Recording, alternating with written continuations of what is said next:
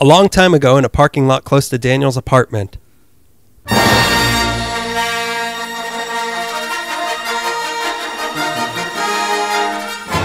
It was and continues to be a time of great hopelessness. We wrote this intro assuming the bad guy will win again because that seems to be all that happens. If it turns out that the good guy wins, swell. If it turns out that the bad guy does win, well, at least you have this intro to listen to for the next 4 years. Oh, by the way, this is the Star Wars intro we do every year. The final results for the galactic presidential race are in. That's 18,400,257,482,000 votes for the former Vice President Joe Biden. Literally, the entire population of the galaxy, except for 6 votes all counted from the Death Star for the incumbent. Currently running dictator and emperor of the galaxy, not even a parody, Emperor Palpatine. So it looks like Palpatine wins by a landslide. Prepare for Clone War for your insolence.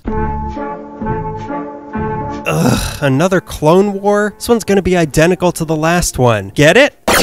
Hey, Space Greg, what was that guy talking about? Why do we even try? These elections are all rigged. It's like the stormtroopers aren't even counting our votes. But Senator Guy with devil horns and red face paint promised it would be a fair election. Oh yeah. What, with Secretary of State the Hutt in charge? Good luck. You know what? That's it. I've been threatening you guys with this since 2016 or if I ever got drafted for Space Vietnam, but I'm finally doing it. You gonna watch The Wire? Never. I'm moving to Space Canada. But they do that nasty thing where they give you free healthcare so you don't have to worry if you have enough credits for a healing pod after a Jawa bludgeons you. It's awful. Gross. That's your uncle talking. It's great up there. It's cold, it gets dark early, it's out of the Emperor's reaches, and there's a statue of John Candy, the actor who portrayed Barf, war hero of the rebellion. Well, I've always wanted to try poutine. Poutine! While hopping to the old Ford Falcon, we're going on a hero's journey by Joseph Campbell. What's that awful theme music? Welcome to Space Canada, the final frontier. You guys sick? We could take care of you right away. Oh, I could use some help. I have this Bantha bike. We're galactic refugees looking for sanctuary. Please help us. You're our only hope before we try Space Australia. Okay, well, let me just start your paperwork to get you two registered as official tax-paying citizens of the United Federation of Planets. United Federation of Planets? Tax-paying? Okay, whatever. We just wanted to be safe and away from that wretched hive of, stuff. Well, it's not all live long and prosper up here. You know what they say, the ice is always greener. What? Yes, sir, we've got our fair share of trouble from the Klingons and the Romulans. We've also got our fair share of tribbles. But always remember, if things ever get to be too much for you, you can always get beamed up by Scotty, the Supreme Court of the Terrestrial Intergalactic... Oh, gee, I can't remember the last letter. I guess someone woke up on the wrong side of the Stanley Cup this morning. Anywho, that's what we're all about. Boot! I told you it was bad up here. I don't mind living in an oppressed universe as long as I don't have to live in this lame one. Come on, kid. Let's blow this joint and go home. You're right. We can't just give up on our country, galaxy. Let's get back home and do our part. But you'll miss the maple syrup harvest! Ah, it's good to be home. Well, you know what they say. If you can't beat 'em, die in a Clone War. And I'm proud to be an American, where at least I know I'm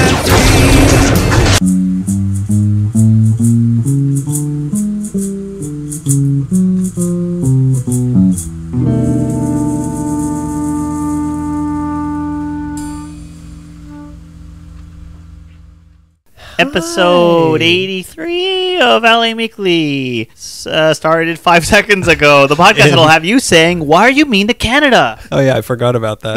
The thing we did 2 days ago. I woke up in the middle of the night like, oh no, we have Canadian fans. Oh no. We have a Canadian fan. And I do mean a. Look, they can take it. They're made of stronger grit. They have a special government program that heals their feelings. It soothes their wounds. How much do they pay for this service? They just pay 80% in taxes on it. Sticks and stones can't hurt them, but... American viruses can. Although it started somewhere else. Can we cue in the president saying where it came from? That was in that video I told... The video that he just released that I was telling you about where he starts out by saying, "Hi, you might remember me as your president." At the end he says, "Just remember, it's China's fault. This is all China's fault." That That's a parody? That was with Alec Baldwin? Is that what you're trying to say? My favorite Saturday Night Live cast member, my favorite S and L cast member. Does Saturday Night Live use its cast members anymore? I don't think so. Jim Carrey is Joe Biden. Maya Rudolph is Kamala Harris. Donald Trump is, or Alec Baldwin is Donald Trump. Yeah, it's interchangeable sometimes. If you listen to recordings he leaves his daughter, you might think that it's interchangeable. With Mel Gibson. With Mel Gibson. It might be the same guy. Do you leave sexist voicemails for your daughter? You might be Alec Baldwin or Mel Gibson. Rage-filled sexist comments. It's November now. Yep. Boy, can you believe it? Wow, the time really is flying when you can't tell what day of the week it is. When calendars got banned by the CDC. It's November. First, let's welcome we have one new Patreon person. Oh, okay. Can we get a drum roll on this one? Hang Hang on. Can we also get a throbbing of a helicopter lead up to this one?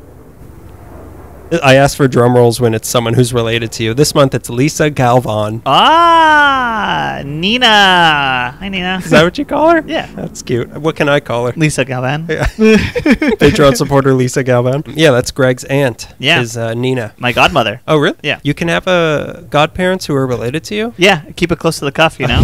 My godparents are my parents. We wanted to keep it simple. Couldn't find anybody else. No one else wanted you. No one wanted the spiritual responsibility. If anything should happen to me, the one person who's responsible for you is also me. God. Sorry, I got a flu shot. My arm's sore, so I can't protect myself from coughing. I Yeah, I can't think a drink lot of water my properly. aunts and uncles have Really? godparents Well, that are first also... off, I was going to say it's like life insurance for your parents. I could die as your parent, but not as your godparent. Really? A lot of your... Yeah, a lot of my Interesting. aunts, my mom's sisters, I think, are all their godparents are people that they're related to. Maybe it's a Jewish thing that Yeah. they're not supposed to be related, or maybe it's just your family that makes Is that them like related. when Rod Serling and his wife wouldn't fly on the same plane? So if anything happens to one, the other one's there to take care of you? So that his wife could still take over the presidency. If this family should ever try to kill you, there's someone on the If it- outside yeah. to protect you. If there's ever a gremlin on the wing and I go down, take care of the children. Well, look, we learned something about the Galvan Gonzalez family today. Look at that. As what this podcast is all about. We learned about how many of my family members have to still support me and all my endeavors.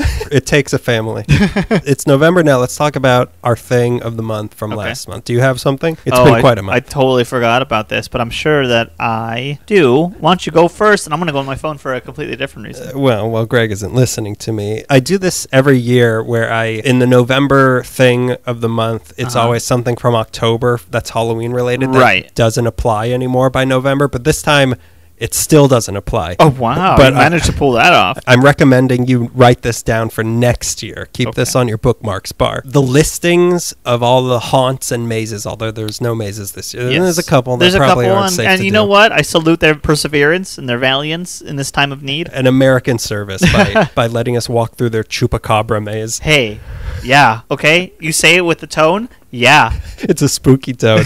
So if you want the listing, there's SoCal Haunt List. That's a good one. And then there's Hollywood Gothique. Gothique. I feel like SoCal Haunt List might be a little more accurate in terms of like times and dates, but the Hollywood Gothique has more listed. Like the hidden gems, if you will. Right. Things that off the beaten path. Yeah, you know. I found a knife in the river. That's listed. Look at this. This is spooky. Yell at the CVS. Come check it out. Oh, spooky. Oh, scary. If you're looking for any like elaborate houses, mazes, anything, Yeah. that's where to go. Those are the places you're going to find it. Pretty cool. Yep. You're a pretty cool guy. How'd that happen? I don't know. I got sandals. I never take them off now because no one asked me to go into work. This is me. I finally became who I truly am. For the first like 2 months of quarantine, I was wearing all the shirts on the bottom of my dresser. I remember that. They were just like weird cloth shirts. Yeah, my big dog shirts. Shirts that it looked like you had made them. It wasn't just me. Others had also made them for me. The ones that people had gotten at like museums in Croatia. And were like, hey, Daniel might like this. And guess what? I do. So what was your thing now that we just played a recording of you saying things to me while you were looking on your phone for what you did. We had a sounder like step in for a second. It was risky to our health, but Also, Greg Gonzalez from Cigarettes After Sex. We're also sound-alikes too. Your until we start godbrother? singing. Yeah, my godbrother. I think cousins are godbrothers. Anyways, not my cousins though. We took a drive to San Pedro because I wanted to go over the Vincent Thomas Bridge because I like to get scared in different ways. But as we were getting off the freeway, I saw that there was a Fish Harbor Memorial, and I knew that from the research I'd done for the Glendale thing, so I wanted to see it. So we went way out of... And you've went there before, right? Yeah. It is not close to the freeway exit. It seems like you're gonna... It's like the tip of Terminal Island before you get into the prison. It seemed like the directions were a place that the mafia would tell me to go get whacked. Like, oh yeah, it's this old warehouse that's covered in like tarps. But it's beautiful. It was so realistic that the dog couldn't stop barking at the two figures. Really? Yeah. And we like put the dog up to the statue like, look, it's not real. That's how Michelangelo knew that David was ready. It was that a dog kept barking at it and people kept panting at it. It's a beautiful memorial. They had like a transparency of what Fish Harbor used to look like laid over what is there now, which is just like, oh god. Maybe just look at the transparency from an angle and you're like, this is pretty nice. Right behind the memorial though is the prison's right there, but there's also like this abandoned factory, like a seaside factory. I guess it was a cannery, I don't know. But we heard two seals. One was like closer to the water, and then it sounded like one was like had an echo, so it must have been inside this abandoned spooky factory. A seal is running the old cannery. He's got a hat on. He clocks in every day. It's like a Flintstones Where episode. is everybody? And then we went to the Point Furman lighthouse. Jesus. Oh, okay. We went to the Point Furman lighthouse. That's where the other walrus, or not walrus. We're not whatever. We should have done another mind meld that I could have rolled my eyes at. Didn't they just tear down the bridge that you went over, or they just put No, up a they're new working one? on it though. I think it just officially, the new one just got completed, and it's called like the same name, but new. Junior. Oh yeah. Junior. It's called Hardy's, the other bridge.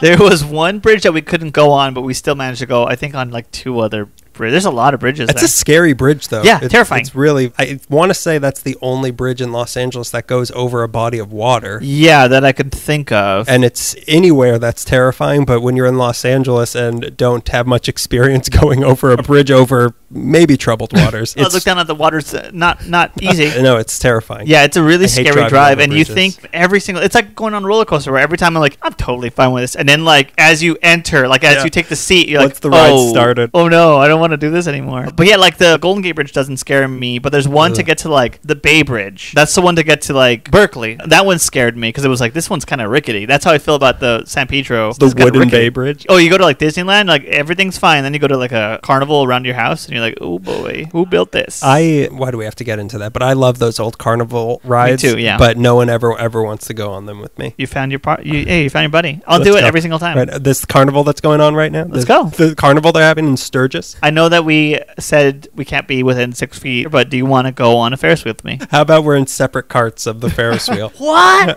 I said she's ugly. What? Who? Her? The one we're pointing at? That's a weird Terminal Island. I mean, it's basically just like a refinery and a prison at this It's very point. industrial. It's very industrial. And then, yeah, San Pedro. I love San Pedro. But yes, They- Terminal they- Island is very industrial, as it was meant to be. As the city decided it was meant to be. Let's get to this month. Okay. We have a listener question Yes. first off. This one is from Lizette Cadena. Hello. Do you think I pronounced that right? No. Either of those. Her question is, or not question, invitation to speak. I am curious to know the most architecturally fascinating neighborhoods you've discovered during your quarantine walk, seeing as this is stretching out indefinitely and there isn't much else to do. I'm resentful of the word indefinitely, but okay.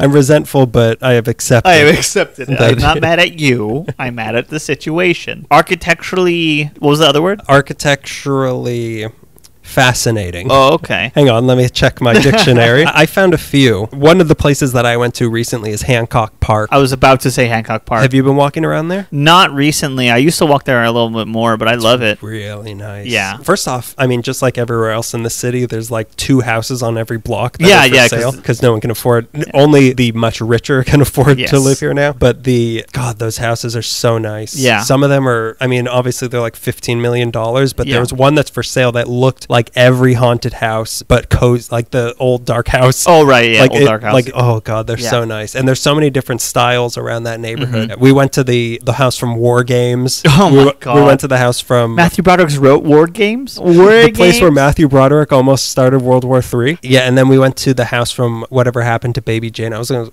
know that was in also going to Hancock. say What's Eating Baby Jane, her sister. I went looking for Nat King Cole's house, and we got He lived there. in Hancock Park? Yeah, and it's gorgeous. Yeah, he had a lot of trouble living in Hancock Park, notoriously. Why? What? How come? Why? Was there something special about Nat What, King yeah, Cole what about in his Nat era? King Cole and what about that neighborhood? What are you trying to say? What would you say is the nicest? I mean, The nicest area in town. town. Brentwood. Like I went to Brentwood's- Brentwood and Bel Air, and I wasn't as impressed as I was at Hancock Park. There's a walking feeling. You Yeah. don't get that feeling when you're in like It's- Bel Air or Brentwood to walk around and look at the houses. But it's almost discouraged. to exactly, do yeah, it's that. discouraged. Yeah, There's no sidewalks or anything. But yeah, Hancock Park feels like a nice neighborhood in the middle of the city. yeah, to walk around, to like take a Yeah. walk to through live the in. neighborhood. To live in if you're Nat King Cole. But it's also one of those areas I feel like it's really eerie because you don't see anyone in their houses doing anything. Yeah. And like it's just as a setup, like the first episode of Twilight Zone, where like there's signs of people being alive, like there's cars and driveways, but there's no one, like no lights are on, or if there's a light on, no one's moving around the house. Nothing smells like garlic cooking and rice. Like how do people even live here? How come I don't smell a rose cone poi?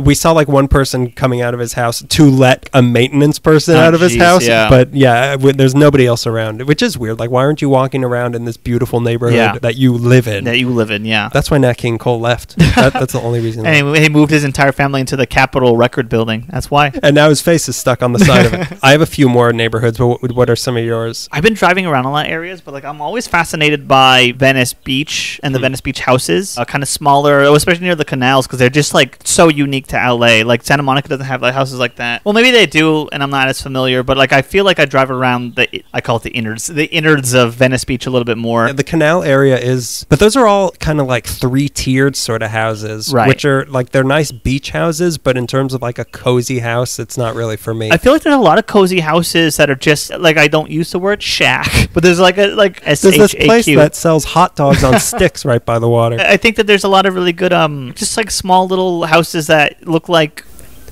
in my head, like what beach houses look like. Sorry, Steamboat Willie just walked by.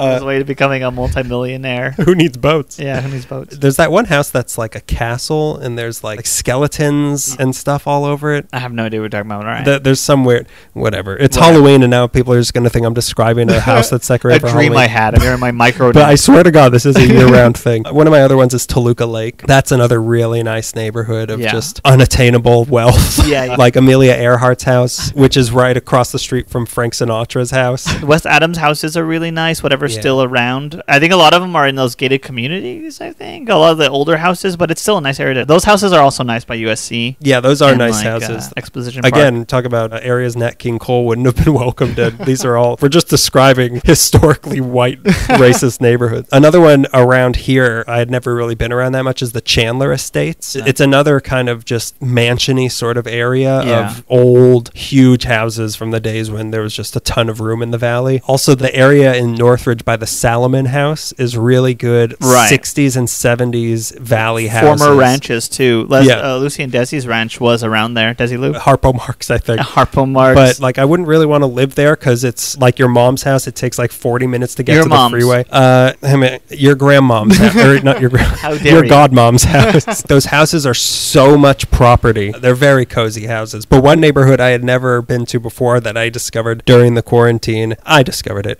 I guess it's called like View Park / Windsor Hills, and it's just south of Baldwin Hills. Okay. It's another one of those just kind of like 100-year-old houses. I think they also call it View Park because it's on On a hill. it's yeah. on a Windsor Hill, and there's a view and a park, but the view is like downtown LA. I think I saw a picture of somebody on Lifehack's feed of at like a bench atop a park. and a lot of old restored cars around there wow. also. That's a fun area. Where did we were driving, we saw a lot of old cars. We took a walk around Mount Washington, which is really nice. Like a lot of older houses like that, and they're like grand. Where is Mount Washington? The hills above Highland Park and Eagle Rock. Okay. Yeah. The fire zone. Those are beautiful houses up there. I love taking a walk around there. And Koreatown has like a lot of those old, like beautiful old apartment buildings and houses too. Yeah, but how are you going to park to walk? Where are you going to park your feet? And that should lead us into our episode. Oh my God. Oh my God. God, we finally found a transition. We Let me finally go first. did it. I have a thing to say, and you'll never guess what it is. Hang on. That's what everyone's answering.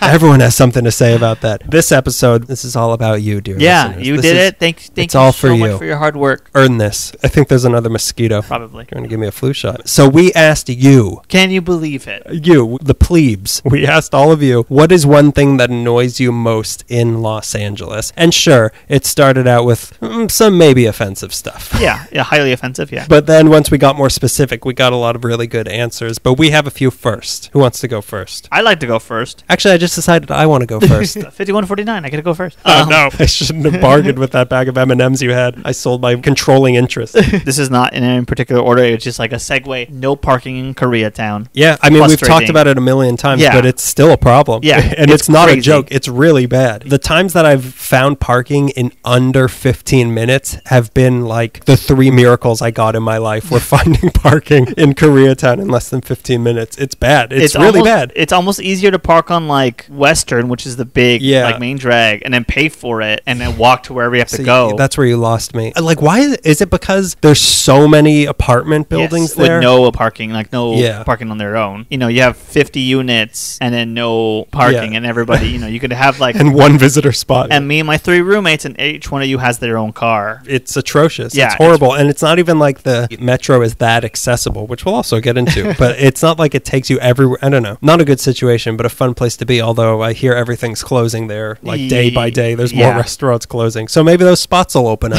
that we've been talking about. We'll switch off a few. Okay. Here's one that's always bothered me. People that say the valley is just suburbs when the whole city is just suburbs. I could argue with you there, but I kind of know what you're talking about. You live in a suburb. You live in a suburb like a mile away from a main street. Sure. Okay. Define something that isn't a suburb then.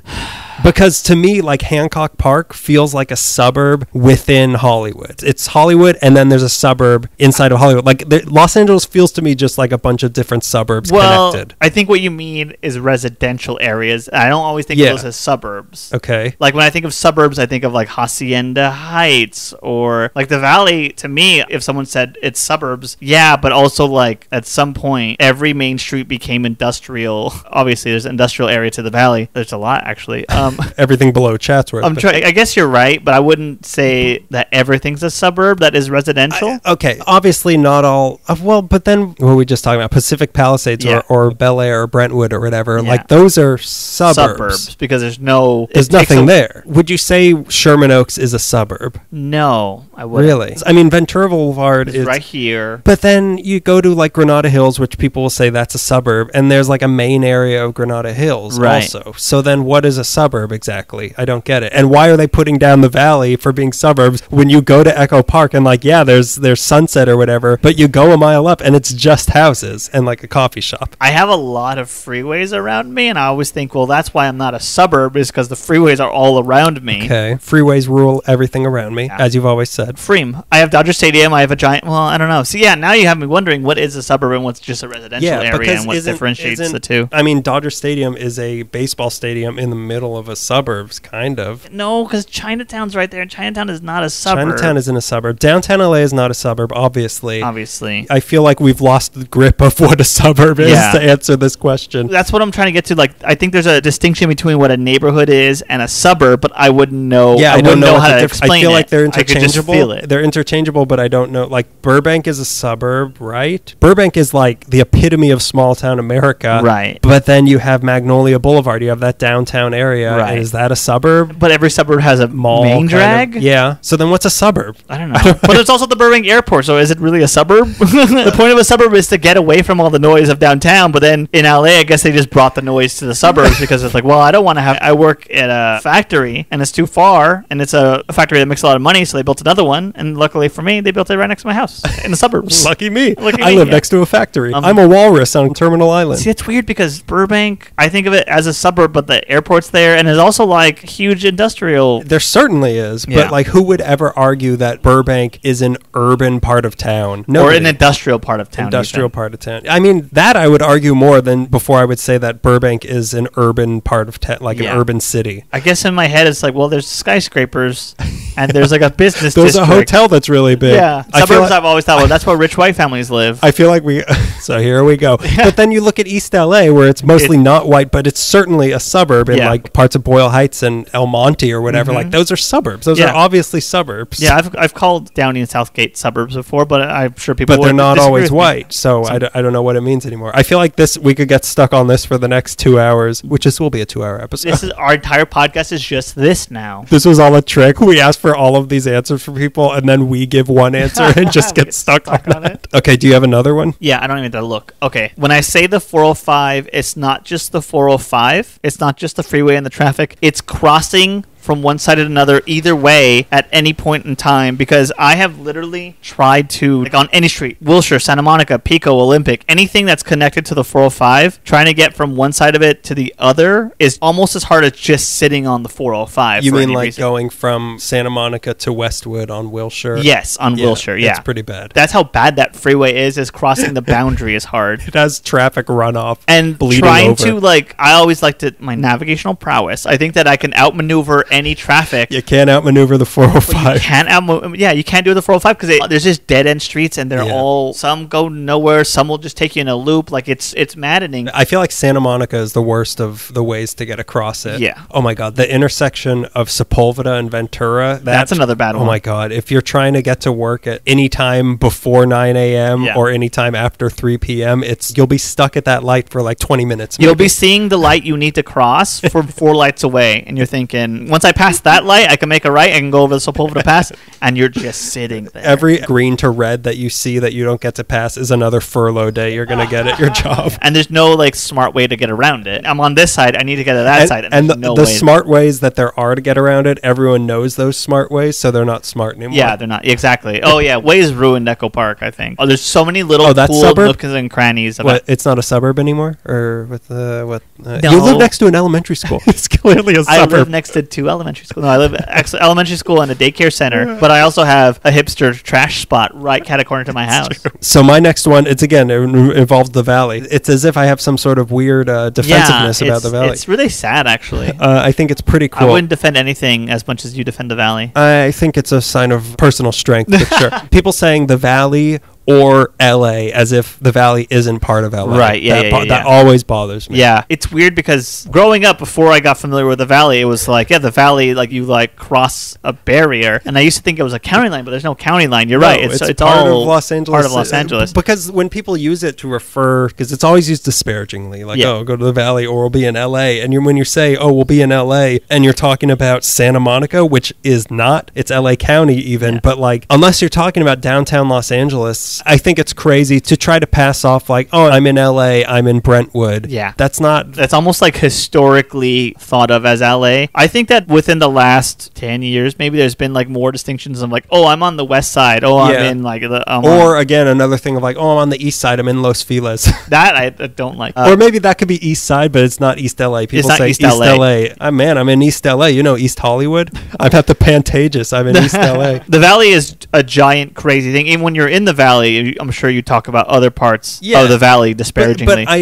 But like I'm not saying anything against you that you have to defend. What I'm saying is like it's just thought of as a separate thing, the way the west side is thought of as a separate thing, or like LA. I don't know what people mean by. I guess you're talking about a thing. Yeah, I don't know what they mean by LA then, if not all of us are LA. Yeah. Because you also, this is another sticking point, you consider Glendale to not be part of the valley, which I do. Yeah, I don't think of it as part of. It's in the cup. It's in the bowl, isn't it? Hey, if there's milk in the bowl, game on. I don't think of it as part of the bowl. You could argue that it's on the edge, but it's another mosquito. It's going to extract my flu shot that's going to be one healthy mosquito. A lot of it for me is like bus connective tissue, and the valley was not easy to get to on the bus. So I'm like, well, that's a whole other thing. But like Glendale, I can get to on any bus. It's so what? We're just drawing the boundary at Burbank, and it's no longer like a geographical boundary because Glendale does such a good impression of Burbank. You can't even tell when you're in Glendale for a few miles. For a few miles around Alameda and Western, you're like, I don't know where I am. Half of IKEA is under Burbank jurisdiction. You have to pay taxes differently depending on what counter you're at. I mean, like even if you talk to people from coastal neighborhoods, I mean, there must be a huge difference between like, that's Malibu, we're from Hermosa Beach. We're from... Well, I mean, Melissa's... I'm not from Torrance. Where's she from? Lawndale. Yeah, it's not... I think it's just like a person-to-person base, because like in Echo Park, there's a big distinction between Silver Lake, Los Feliz, and like Pico Union area. There's a weird tribalness chaos in Los Angeles There that's is, yeah. kind of fun, but also probably destructive in the end. Why? You think neighborhood pride's a bad thing in some areas of LA? Yeah, Why? I think everyone How should come? just assimilate. Everyone should just assimilate. Yeah, it is very tribal, but yeah, you're right. I kind of like that. It's fun to Yeah. be like, no, I'm from the valley and you're a beach person. Yeah, you're exactly. You're walking. It's fun to have nationalism. It's so weird because I was talking to my dad about going to Elysian Park, which is like I can walk to an entry point of that. And I'm talking about there's a little, I don't tell anywhere this is at, there's like a little dirt path behind a bunch of houses that I like to take. I call it Shadow Lane because it's really spooky. And I'm walking, Nightmare Alley? I'm trying to tell my dad about this dirt path I take, and he's like, oh, that's Surfer Row. I'm like, what's Surfer Row? He's like, oh, there's just a bunch of houses with surfboards, so we call it Surfer Row. And I'm like, That's oh, fun. yeah, it's on your way to the hobo trails. And I'm like, oh, so even within Elysian Heights, a subset of Echo Park, there's even more little districts in people's in like locals' minds. And I like that. I Yeah. wish there was more of that. I wish we were more separated. I wish there was more. I wish there were walls everywhere. Wall around every house. I do like that sort of thing where there's sort of, I do wish we lived in more of a city where like every street has a nickname and that sort of thing. Yeah. Because we were watching, as we do every day at lunch now, we were watching Rick Steves, and he was in this one town of Italy where it's like every single street is like, oh yeah, this is where this sort of person lived, this is where, wow. and that this is, they hung this rib bone of a whale here like 300 years ago, and we just left it there. Like, I wish there was more of this sort of street by street Yeah. pride in Los Angeles because it's fun. We talk about Echo Park Avenue as the avenue, and there's plenty of avenues Yeah. around us, but like everyone who grew up on Well, the avenue there's knows plenty the of avenue. valleys in the, but there's only the valley. Yeah. Girl. It's so weird when people are like, well, which valley? San Gabriel or San Fernando? I'm like, why would we ever Where are call you San from? Gabriel Valley the valley? That's the east side. You're not That's- from here, are you? That's where I get good food from China. That's where I see a noodle place on every block, pal. I have one more Long that list. doesn't have to do with the valley. I have a couple. Okay, here's my next one. The energy of both Hollywood Boulevard and the Venice Boardwalk. You don't like this. I don't like yeah, the we're talking energy about and franticness of Yeah. those two things. I never am relaxed when I'm at either one of them. If I'm, plenty of experiences we've had on Hollywood Boulevard, but they are. I'm never relaxed on Hollywood Yeah, Boulevard. yeah. Walking it, well, driving is fine. But even then, sort of driving, sometimes there's like with Ubers and Lyfts pulling over to drop people off, so the right lane is always blocked. There's only two lanes. There's always like crazy people running in the street. There's a franticness to the street where I feel like I'm in fight or flight when I'm driving down or walking down it. I like it from like a tourist perspective. Yeah. Because like as horrible as a place like Times Square or something is, Yeah. or Hollywood and Highland is to the eye, there's something about it that I enjoy to be around for a little bit. Yeah. Hollywood Boulevard at night, I do not like being around. Yeah. Unless I like have I gotta get to Mel's. Yeah. I gotta get to Mel's from We Hooters. gotta shoot this thing for this stupid live show. You don't feel safe. You don't feel at ease. on Hollywood There's an Boulevard or Venice. unpredictableness to everything there. There's a lot of strange people that can wreak havoc wandering around Hollywood Boulevard and Venice Boulevard. It's the mix of the very, very locals, like the people who just are always on the block, Yeah, so local that they live where you're standing. and tourists. And the mixture of the Yeah. two things on It's a weird, small yeah. sidewalk is so like jarring every single time. Like I feel like if you just ignore them enough, like you can almost like in The Walking Dead when they smear themselves in and zombie you just like guts. center yourself yeah, and move like forward. like they can smell like, oh, you're not what Yeah. I'm trying to eat. The boardwalk is a similar thing with me. Like there's just like people spinning on rollerblades, juggling, and there's people trying to get your attention, and then tourists like, what? The I'll very listen to your locals. CD. Yeah, I feel like there is a way to sort of sneak under the radar Yeah. there and have fun, but it's certainly just standing there in one spot and looking around like Yeah. hands on my hips. Like I feel like I would be told to get on a tour bus Yeah. immediately or sold marijuana. Yeah, sold marijuana. Poor thing, you've got sold marijuana. I Poor remember thing, I got a medical marijuana card for free. in high school we used to walk down Broadway, and you got to the jewelry district, and there would be girls who worked for the jewelry store standing outside trying to get people to come in. It's like when you're in Vegas and people are trying to hand you those cards with the ladies on No, it. the one time I was supposed to go to Las Vegas, coronavirus happened. Oh, you don't know? Well, Tell me what it's like. there'll be three guys in a row with baseball caps who have a big stack of Wow. strip club cards, and they're just handing out flyers for stuff, and they're just like da-da-da-da-da-da-da, like they're just handing out to everybody, and you're trying to avoid them, but like suddenly you have a bunch of cards for strippers in your hand. Suddenly you're in the back room of a strip club. But it has that energy of like I'm just trying to get to And where Frank I'm going Sinatra's to, there. and all these people are trying to get my attention, and I don't want, like, I just want to walk forward and not pay attention. But in high school, we'd push each other into the way of the girls, and like, oh, thank you for stopping. He It was a liked you. prank that was played on me more than I did it to other people. That's why you own so much jewelry. I had to buy it. How many more do you have? Because I just A couple. I just can rattle bought them one. off, and you get to say yay or nay. Ready? Boo. Boo. So they're doing a new thing. I don't ride a bike, so I don't have like a lot of love for bike lanes. I like that they're there and everyone's safe on them. But Spring Street did this thing. I think it's Spring and maybe like Broadway too, where the parking is no longer longer against the curb. The bike lane's against Yeah, the curb. So now the cars And are you're parked like in the middle of the street. Yeah, I That don't makes like me it. really uncomfortable. It feels unnatural to me. It feels unsafe. It feels unsafe too. It's really no different than parking against No. the curb, but I do feel like, well, people are going to think my car's moving. when Yeah, it- in my head, I've always parked next to the curb, and now I don't. So it feels like I'm doing it wrong every single time. It's like when you're learning how to swim and you have to hang on to the side of the pool. It doesn't. We'll learn how to swim someday. Someday, but right now it's annoying. Well, since we're talking about bikes, let me just put Yeah. my last one in. People, when you go into the hills of like Malibu and that sort of thing, and it's a 2-lane road and it's no barriers and you could fall off into the ravine at any second. People who then decide to ride their bikes on those roads, on these 2-lane roads, and you have to try to get around them on blind curves. Yeah. Why are you doing that? Why are you doing this? The arrogance of some bike riders to be in a car lane, like a turning lane. You really want to talk about this right now? Yeah. You really want to have a discussion where I pull over and I say, you're simply not going to go fast enough to please everyone behind you? Well, I don't know if it's more annoying to see a biker making a left turn in a left turn lane or seeing a biker running a red light because they're on a bike. I don't know which you annoys could stop me for a red more. light, which is what you're supposed to do. No, they're on a bike. They're not a car, but they're also not a pedestrian. I want bicyclists to be safe, but also like some of them are so arrogant about their bike riding and they're like, I'm a vehicle too, and kind of not. You can't claim that you're a vehicle and also claim that you're a pedestrian to get special treatment. Yeah. Other people have more sympathetic things to say about bikers. And I hope get so. it. I get it. Yeah, we do need more bike stuff, but God, the way it is, this in-between that we're in right now is so dangerous for everybody, and it's horrible. I mean, I've rode a bike for a while, and it was really scary, and I wanted to be more safer, but I also knew my place.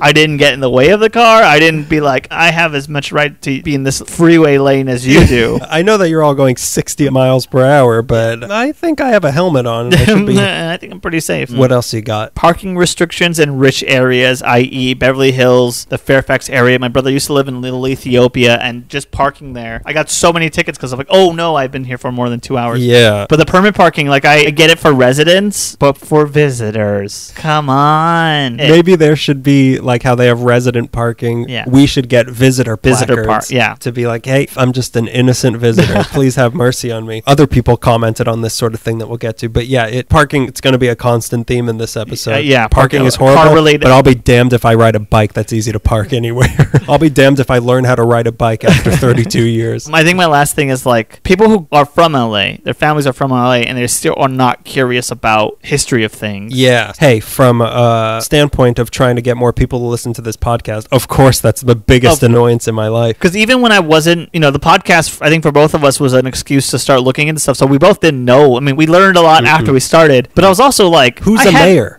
Shut up. At the same time, knew what houses famous people were murdered at. I still had a general curiosity about the city and some of the history and stuff. And I knew some things. Anybody who listening is obviously interested. There's so many people who aren't from here who listen that are more curious than people who live here. They will never look up stuff. I think people are just so brainwashed into the whole there's nothing to see here. Yeah. Look, we've spent plenty of episodes puffing up Alberto and how great he is. Oh, are you gonna trash him right now? Can I get closer to you?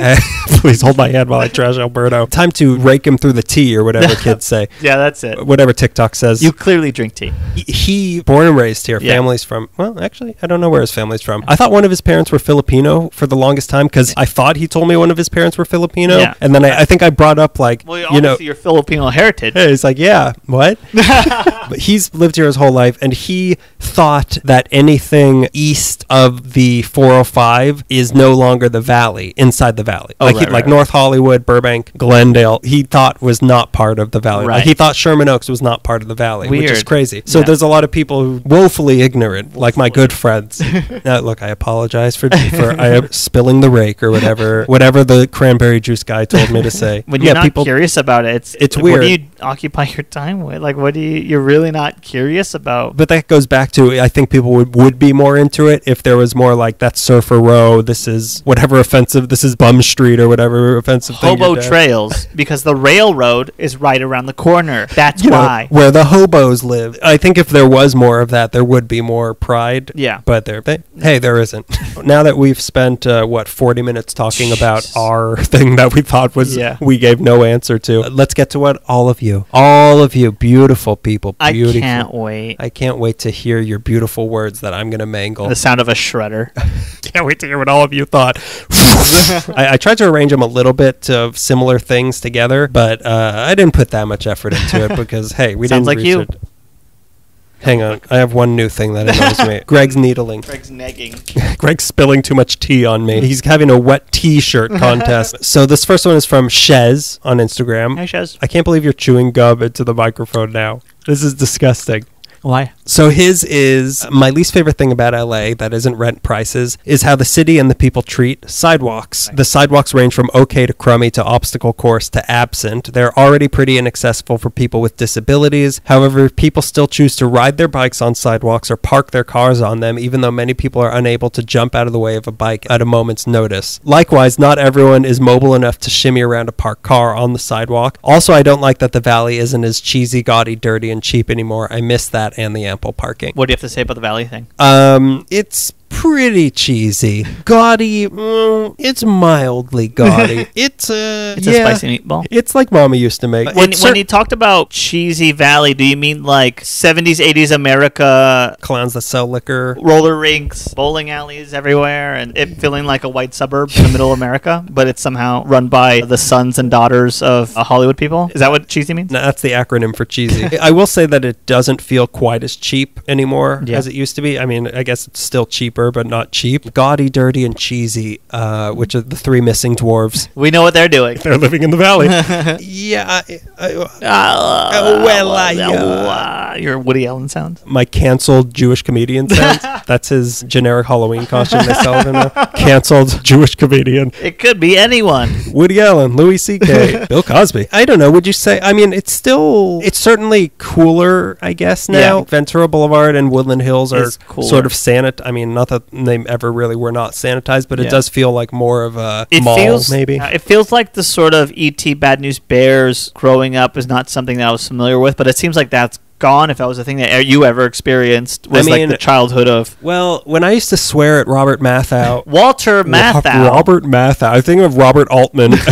When I used to swear at Robert Altman on the set of MASH, on the set of Brewster McCloud. When me and Hawkeye would just sit down and just lay into Alan Alda and Robert Altman. Why don't you get up in the morning, Alan Alda? This is the best way I can. The analogy I'm going to use is between AMC Theater and a Laemmle Theater, where a Laemmle Theater feels like it's a bunch of people who really like movies, made these things on their computers, and they're putting on these programs, and AMC is a corporate giant. And Los Angeles, I can't believe I just did it. I referred to the rest of the city as Los Angeles. You're the worst person who has ever lived. Your afterlife will not be one of peace. It'll be a lot of poking. It's bad when other people do it. You think of a place like the Beverly Center and those areas, which to me feel like, all right, this has all been planned by a committee. This is the AMC part of the city. Every single inch of this area has to make money. Yeah, a certain amount of money every month. Yeah, but then the Laemmle part of the city, like the valley, it feels like, oh, this is more sort of mom and pop, handmade sort of thing. Right. And that sort of stuff, I think, is slowly going away in parts of it, or at least receding into reseda. But I think it's still there. Yeah, the valley is really good for really great mom and pop shops. Like Big Mamas and Papas? Like Big Mamas and Papas Pizzeria.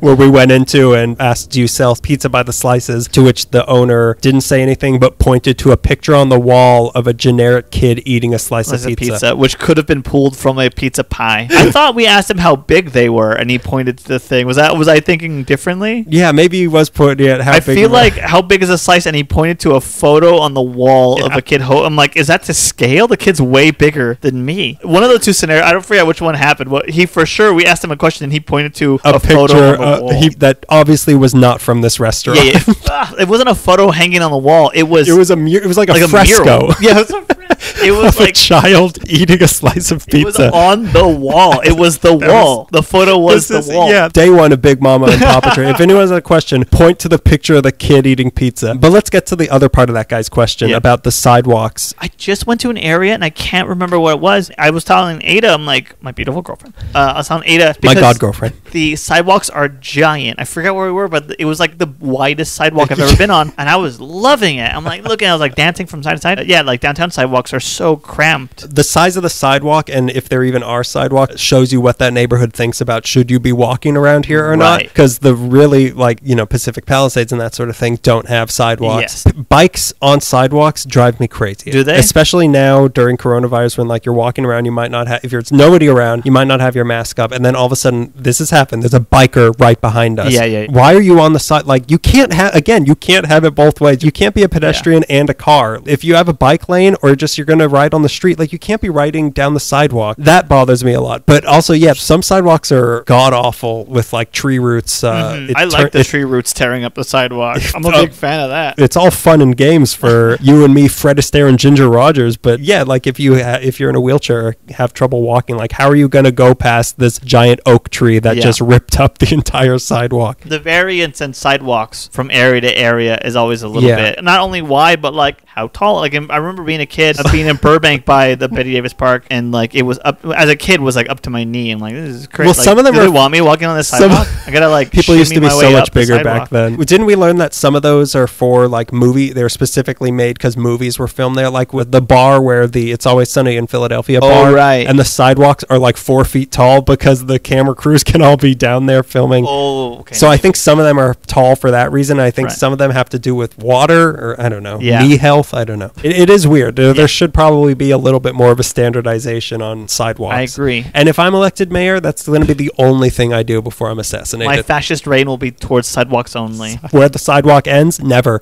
Not in my empire. Okay, so let's get to the next one. This is from a tiny little studio on Instagram. Hi. Hello. You said hi and it like a squeeze toy. It activated me. Overly friendly waiters. Just give me my food. I'm going to tip 18 to 20% no matter what. Chill. Sigh. And now I miss them. Haven't eaten out since March. I am sorry, my overly friendly waiters and waitresses. I miss you all. I hate waiters that try to talk to me. Oh, do you? Saying that makes me sound horrible of like, don't you dare talk to me while I'm eating. You know who I am? Yeah. I'm future mayor. One thing that does bother me, they will always come the second you take a bite of food. Yep. That's horrible. You could be waiting for 40 minutes. Yeah. And they I could think just it's safe. Yeah, just to be safe. And they'll come up and they'll ask you like, oh, da-da-da. And you're like, yeah. You think, okay, I could finally take a bite of this meatball. And you put it in your mouth and you're like, oh, one more Don't thing. eat that meatball. That drives me crazy. Yeah, but that's international. That's not yeah, city-based. no, it isn't. But yeah, overly friendly waiters. I hate it when it's clearly insincere. Yeah, like at Macaroni Grill. There's two, a waiter and a waitress at Kohl's that we like, and we like to get them because they're very like they're not overly friendly, but they're sort of like, hey, how you guys doing? Like there's something about they work really hard. They make sure you have everything. They're not intimidating. They're very approachable. I wish I knew their names. I think it's like Gene and Gene, like female Gene, male Gene. I could be wrong. They talk to you, and it's not in a condescending way or a flippant way. They're just sort of like they seem genuinely curious about what you are gonna order.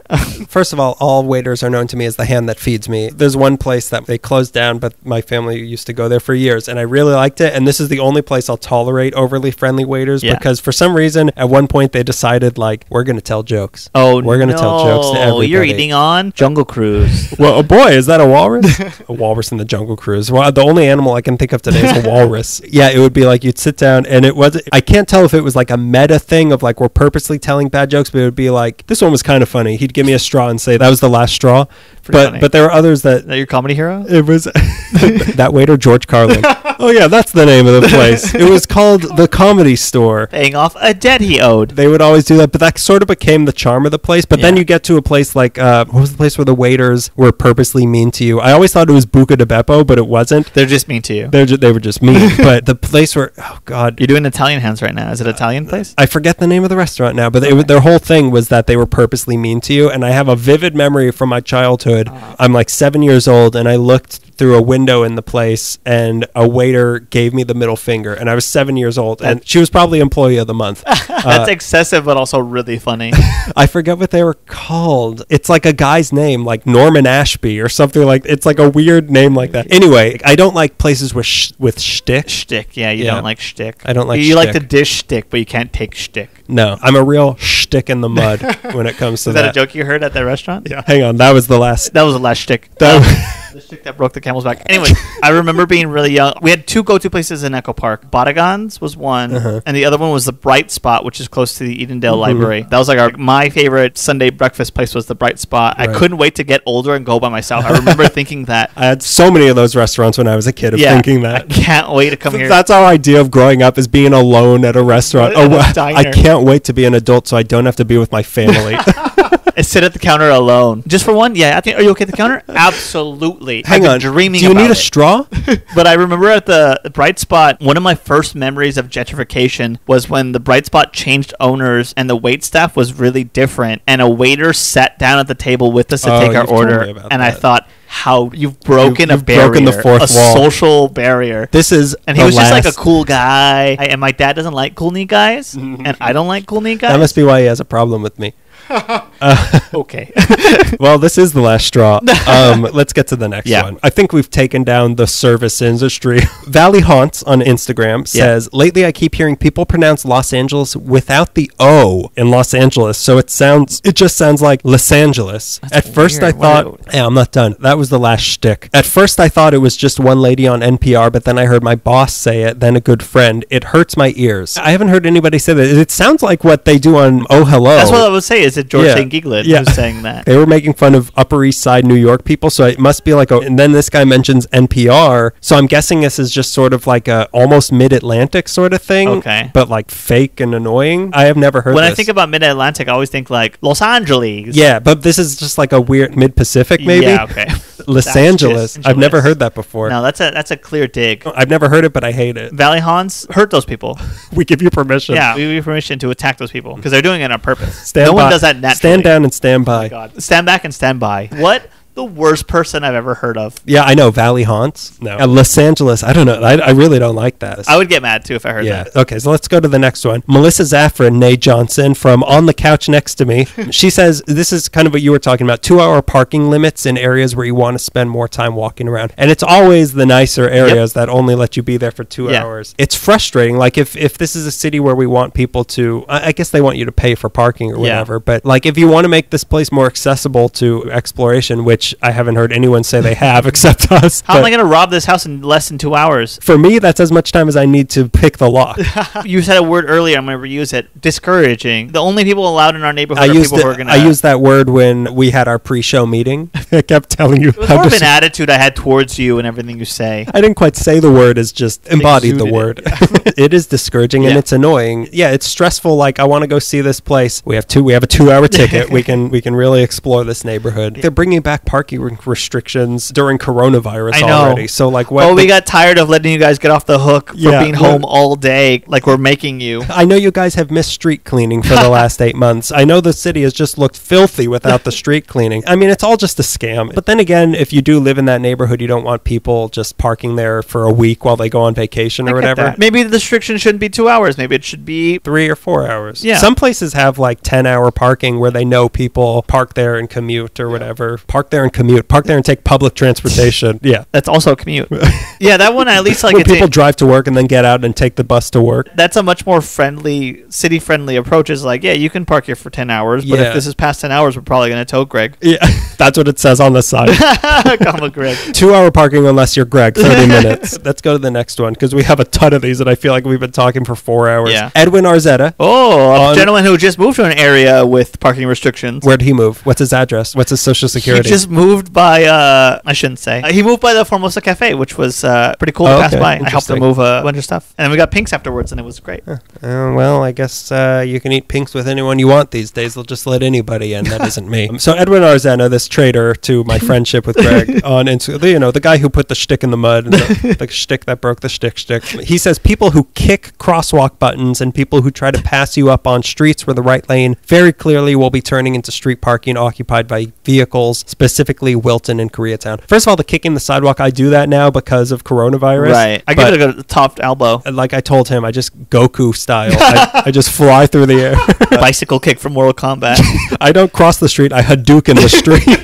I don't know. I mean, it doesn't really, like, it is kind of gross if during other times, if you do touch it with your finger, it's gross if other people are kicking it. Again, this is another thing. Like, do we need, I don't know, I guess we need stop buttons. We do need those buttons because they're... on some streets, they don't do anything, though. It's just automated. It's automated. Other streets, I'm sure they're like, yeah. if no one's going to be crossing... Yeah, then 4 people cross here a month. Yeah. For me, like, I don't know about for him, but like kicking the button is more attitude.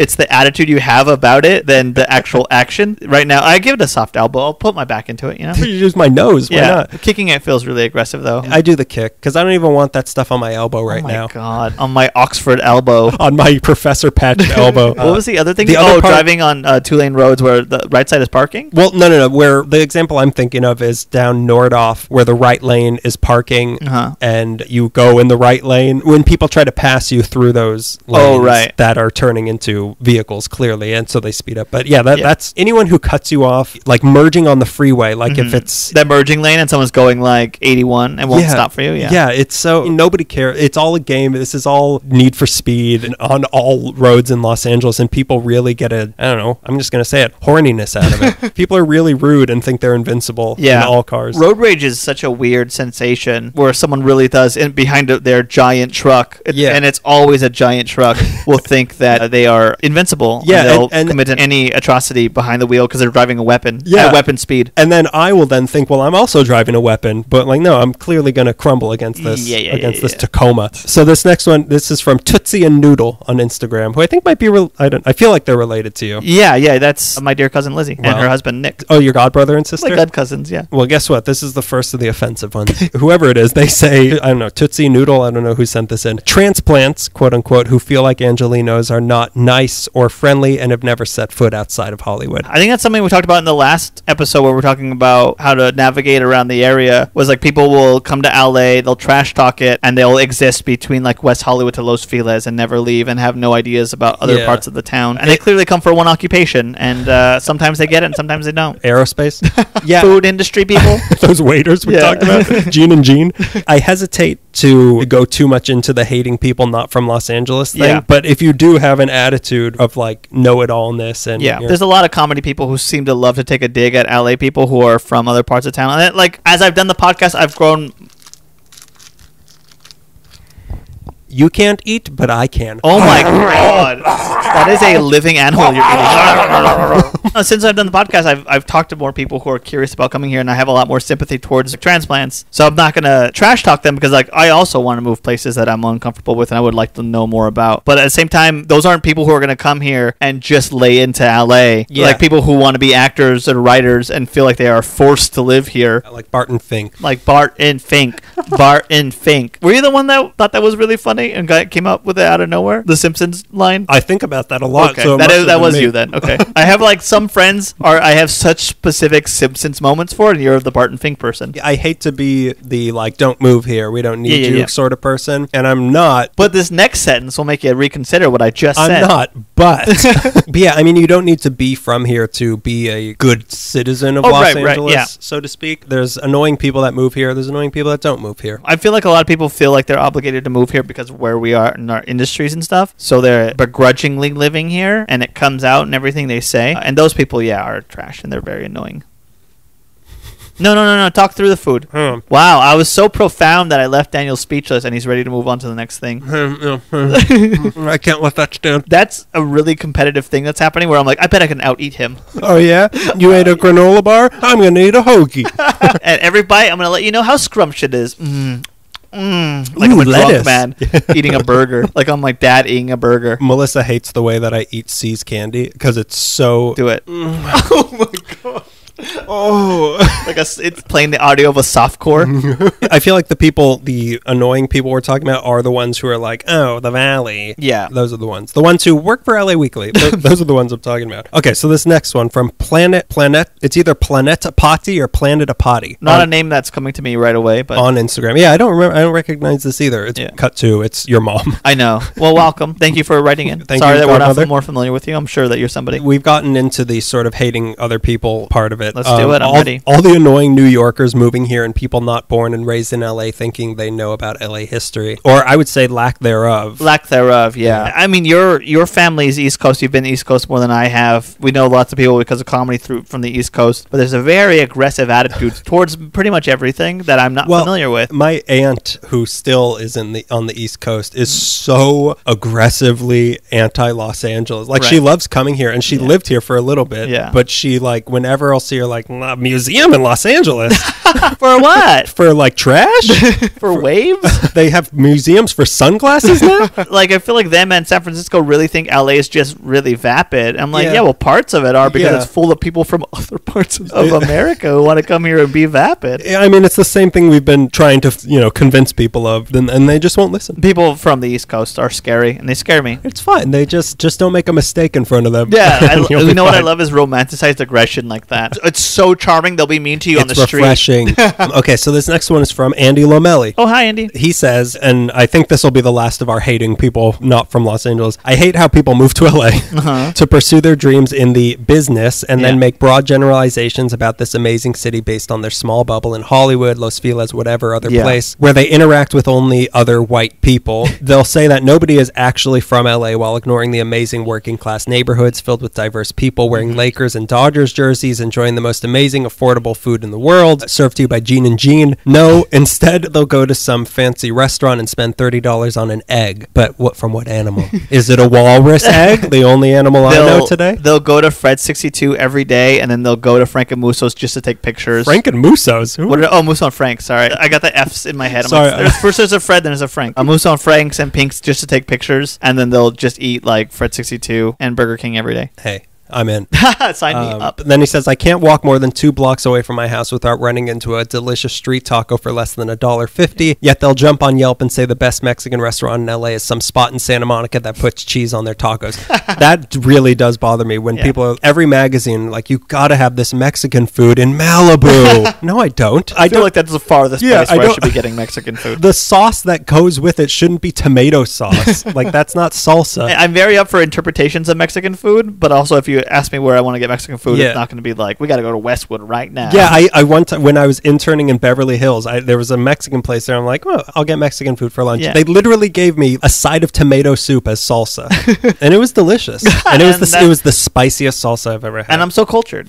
And that was the last shtick. I had to self-censor a few people because we're mostly listened to by babies at this point. Yeah. They also won't beep with downtown LA, the metro, or anything that exposes them to the fact that people are actually from here, call it home, and love it here. Excuse me, maybe they will go to downtown LA, but it's only to walk into the last bookstore and take a picture in front of the book sculptures. Notice I don't even mention the Kings when I talk about the Lakers, Dodgers earlier because they've never even heard of the Kings. Of course, that bothers me. But at the same time, like, I don't want tickets that cost $200 to a Kings game. But how many of your friends and people you know are Kings fans? None. Yeah. I have none. I literally... I have one. I have one who knows that there's Kings in this city. Major shouts to my boy Jonathan Gold for helping combat all this. People complain that his reviews have ruined some hole-in-the-wall spots in my neck of the woods by blowing them up, but I know that a Mexican spot around here is going to be fire. I learned that on TikTok. When there's a line of white people out the door because Gold or some other food blogger wrote about it. I'm always wary of restaurant recommendations from a place like LA Magazine or LA Weekly or something like that, if LA Weekly even exists. Or LA Magazine for that matter. I'm always wary of that because, talk about the Valley again, whenever they're like, we found the greatest place in the Valley. It's in the heart of the Valley. It's in Studio City. It's hard to take quote unquote ethnic food recommendations from the quote unquote lamestream media. I never was like, I'm not, you know me, I'm not like a big food person. I always feel like when people do a write-up for like the 10 best places, how many times was it like, oh, I've been there before, so I'm going to put that, and I liked it, but it's not like a place that I like desire to eat. But if I want to know where to eat, like I usually will go, I follow places on Instagram in town. I'm like, I won't follow reviews. I'm like, that looks good. I want to try that. The pictures can be misleading. True, but that's for me to find out. And we always look great in our pictures, but in person, boy, oh boy, it looks like a taco that fell on the floor. Ow. Is that a racial slur? I can't tell. Well, okay, for me, it looks like a matzo ball that fell on the floor. Is that what you wanted to hear? It looks like a pastrami sandwich that got sneezed on and it flew across the river. No, there's a lot of people who won't venture, and it's sad and think they know everything. Yeah, he's absolutely right. With the Kings, it's just people don't care about hockey in Los Angeles. It's true. We never get snow, so it seems like the last possible thing for us to have is a Inconceivable. Manufacture ice. literally like a sidewalk team. They play in the parking lot of the Staples Center. Now we're getting away from that sort of stuff. Let's go to Tracy Monahan on Instagram. Oh, hi, Tracy. Do you know Tracy? Yeah, we went to college together. She's super sweet. Is she one of the people who works in the CSUN library? No. Oh. I think you met her one time 10 years ago. Oh, 10 year ago Tracy. I remember her. I update her nickname every year. So she says the people who don't subscribe to the 3 cars can turn left from an unprotected left turn lane after the light turns red rule, and also parking is a bummer. Well, I say only 2. Turning. Bold move if 3. Yeah, she's saying that people should be doing 3 per left turn, but I think the law is only 2. So you're waiting, there's one in the middle, there's one behind it, it turns yellow, or kind of turns red, yeah, and middle and guy waiting can go, but then third person has to stay. I say if you could make it, go for it. If it's yellow when the first car is turning. If it's mellow, let it yellow. What? If it's yellow, let it yellow. That's not going to stick. Beer before liquor, you're in the clear. Liquor before beer, you're in the clear. Beer before queer. What am I? I don't even know what I'm saying anymore. Mixing all the idioms up now to mean nonsense. I'm here. I'm beer. Get used to it. I'm here. Now. Yellow. Shtick. Walrus. No, I say 2. I think it depends. From 2 to 3. Okay, if it's just turned yellow and it's clear and the first person goes, second person goes, probably the third person can go. I don't know if I would do that, but I think in most situations, 2. I've seen 3 happen frequently, and I'm not bothered by it. 4 is bad, obviously. I think by 3, there's already cars coming from the other axis, like, at you. But also, like, they're looking at you. They're not going to be like, well, there's a car there. I better go still. I mean, it's green, so I have to go, even though there's a car in the way. With these agromaniacs driving around L.A. There's a lot of agromaniacs. I don't know. The worst is when I get stuck, and the person in front of me on the second car, oh my God, first person doesn't turn till it's red, and there's already cars following him, and I'm stuck and you're there. halfway through the crosswalk. Every single time. Self-destruct my car. Now let's go to Kenny Norwick on Instagram. Being so close to many of the people in Orange County. 3 different things he's listing. People that only know Lakers history back to Kobe Bryant and gentrification. My take on this, how come nobody is mentioning the Clippers? Everyone's saying like, you don't even know this stuff, and everyone's neglecting to mention not only is there Clippers, there's a soccer team and 2 football teams, I think. When people bring up the Clippers, I'm like, really? There's another one? Wow. You're like a deep cut. You like really like basketball. You like advanced basketball. You must have gone to basketball college. Do you like the Mets? Bandwagoning is an annoyance, because that's what happened when the Kings won the Stanley Cup.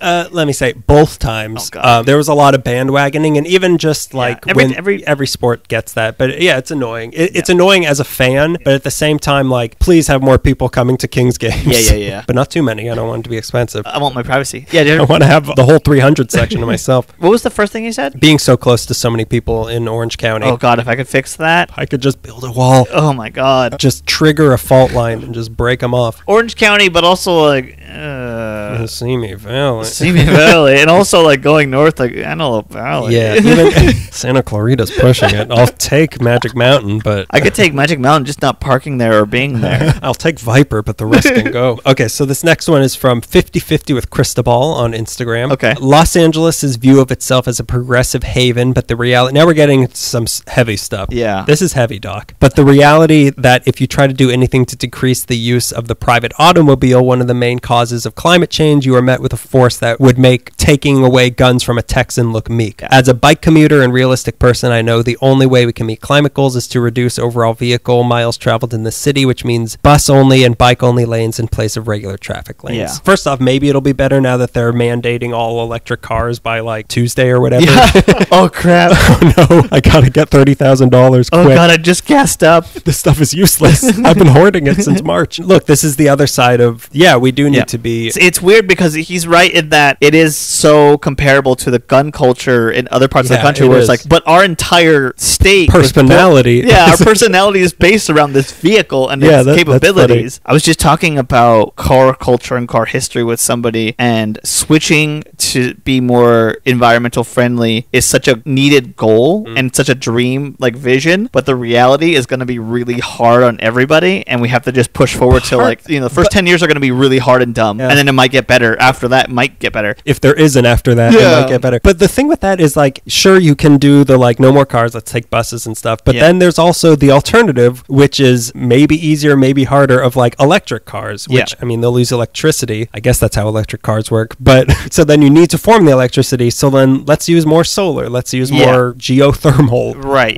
From all the volcano jobs. From under LACMA, under the tar pits. I know there's one down there. So every solution has like 10 new problems. Yeah, but it doesn't have to be a radical culture change. Like, we can still have cars. We can just have electric cars, which won't. But I mean, it'll cause other problems, but it won't be polluting the environment. Just be hitting a bunch of people. My thing about public transportation: don't charge to park at the metro station. You cannot. That's a deterrent. You can't deter people like that. And also, taxes and fees and stuff like that goes towards public transit should be going towards lowering the cost or eliminating the cost to take the bus or take the train. It shouldn't be taxes we're paying to maintain it and also still pay to use it. Like, why are we paying two different things? Like, there's other cities that have free public transportation and you pay higher taxes for it, but you get free public transportation. Especially like one of the wealthiest states trying to push people to take public transit, and we're not going to make it free. It's weird. I mean, they clearly don't really care, but I know that they recently proposed, like, we might do that.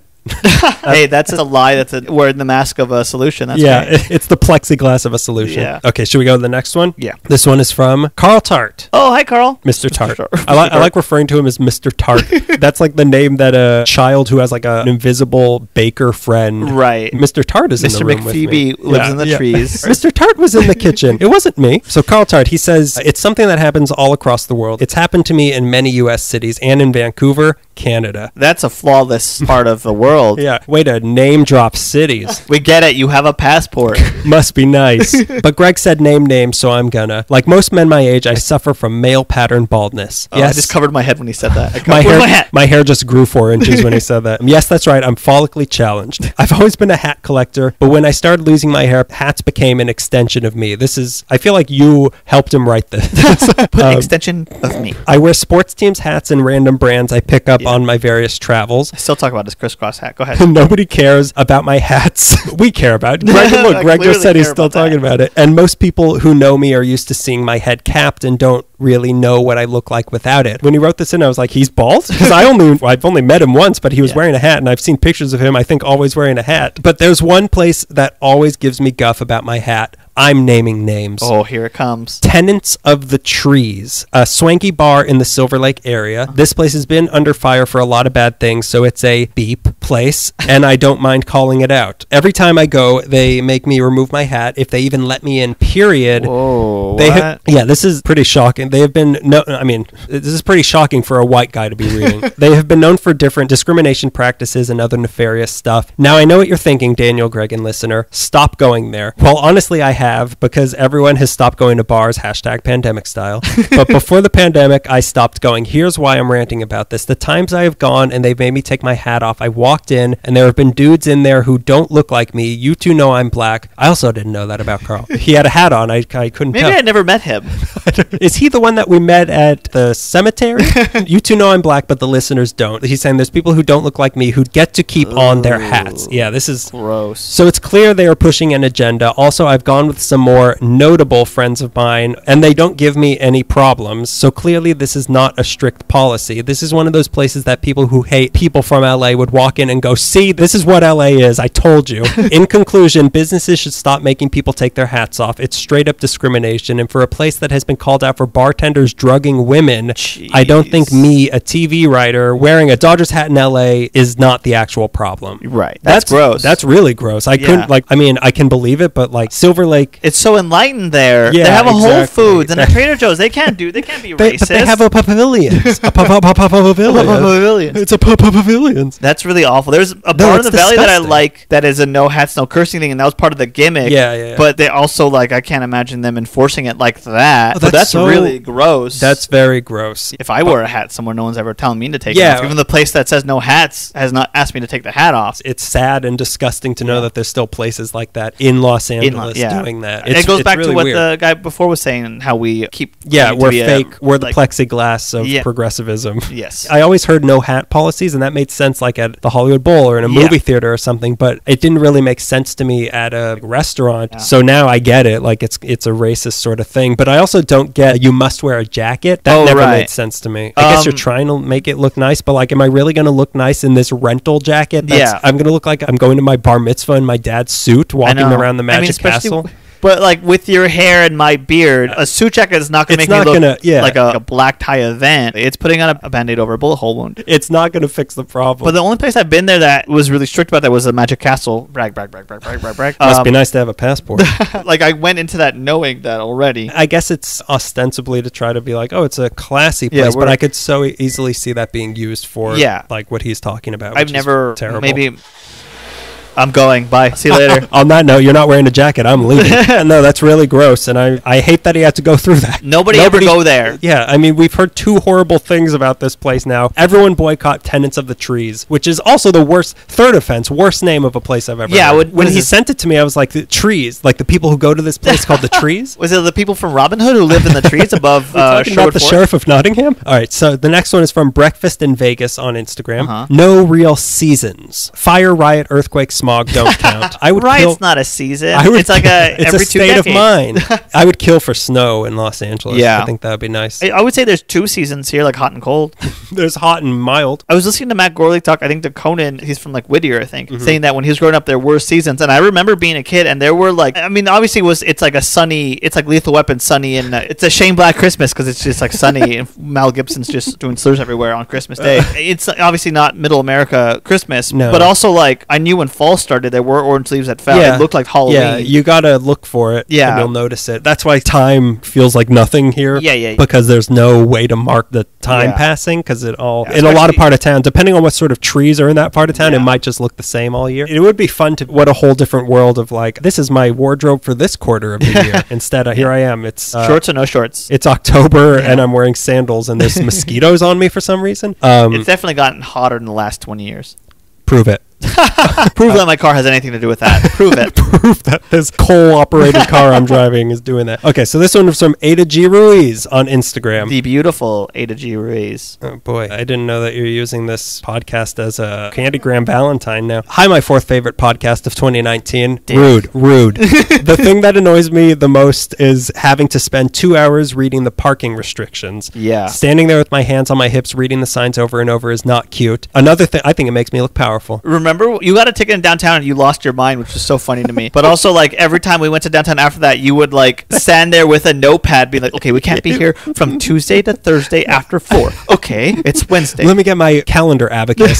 It looks like a joke in some places where there's 5 signs stacked on top of each other. Another thing that makes me livid are the one-way streets. Oh, you want to go to City Hall? Well, you're going to have to make 5 rights and 3 lefts to get there. And if you miss one of them, you have to start all over. I probably had made her do that so many times. Of like, we got to go around again, but you got to go to Temple, and then you got to go to Grand, and then no. And this leads us to our other thing, Greg.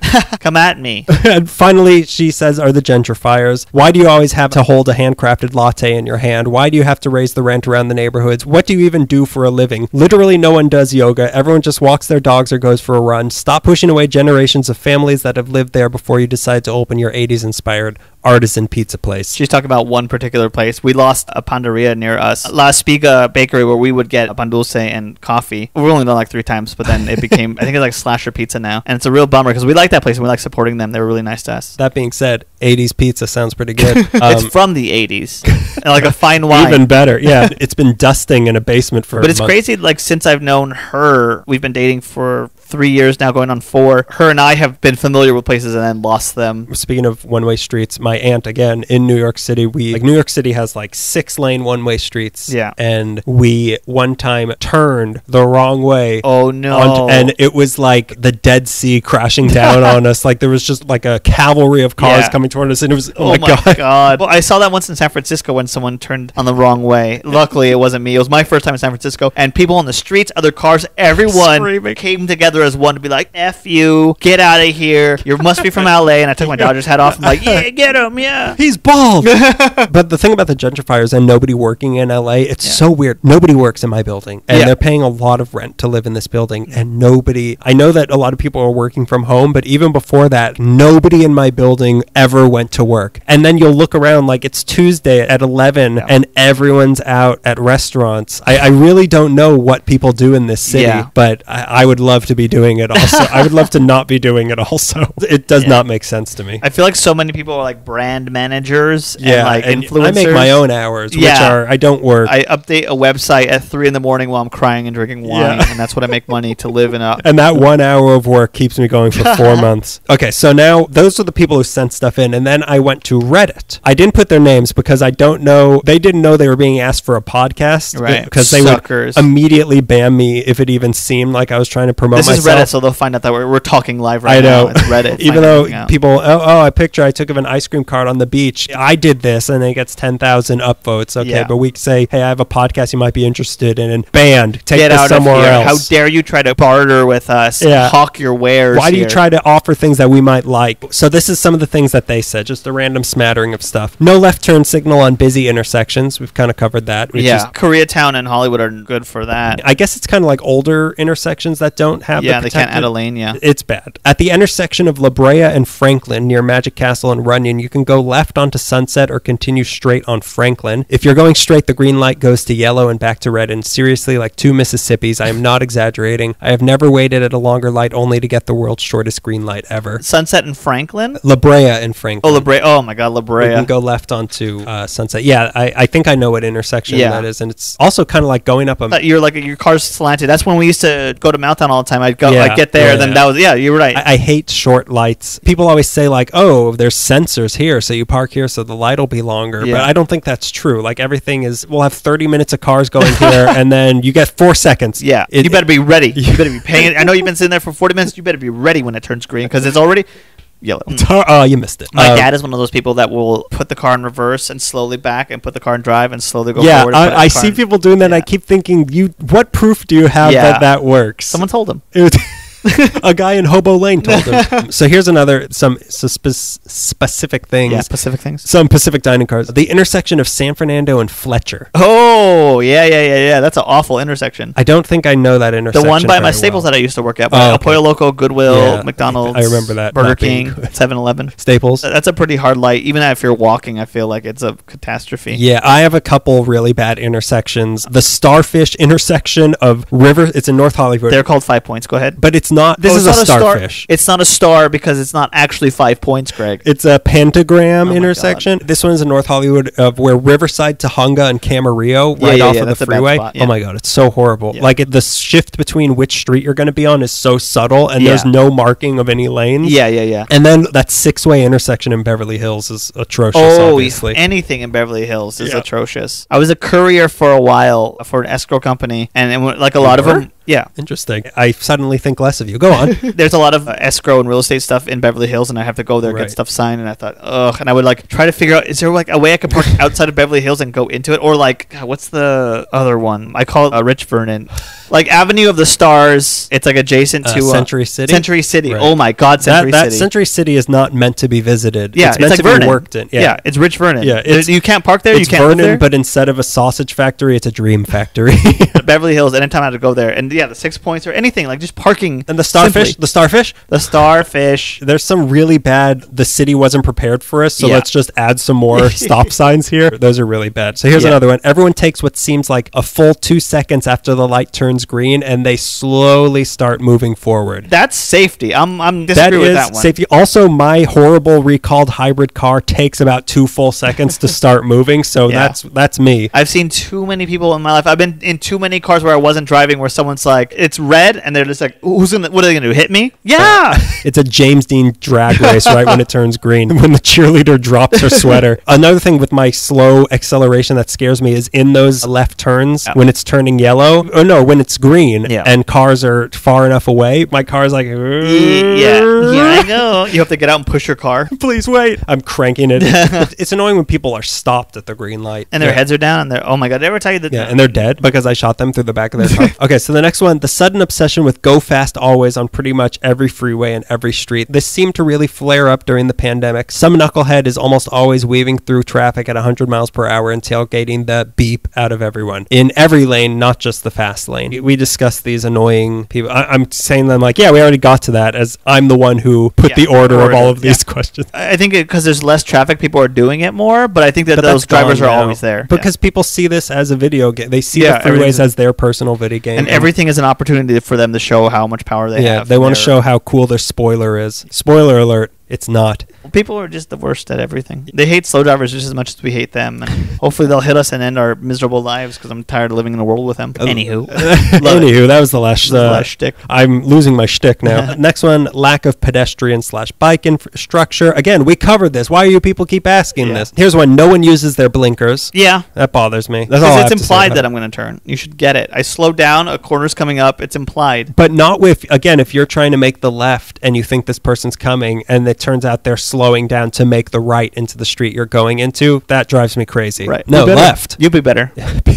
Be more intuitive. Rolling California stops. Stop at the line and then creep forward. 10 years living here and I still always think someone is about to teen bone me or run me over while out jogging. I do this. I always do that. I know that I'm supposed to stop at the line and then go up, but like I'm checking as I'm coming up to the line that nobody's there and nobody's there. So I'm just going to go to phase two. So why do I got to stop more? Why? Because it's So why do the law? laws have to apply to me? Yeah, I do that all the time. Thanks. So it's fine. Yeah, it's not annoying because I do it all the time. If it was annoying, why would I do it all This the is a bad submission. Do you do that or do you do the full? I catch myself doing that. I try to stop to stick it to everybody around me on the street and in the car to let them know that I'm Captain America.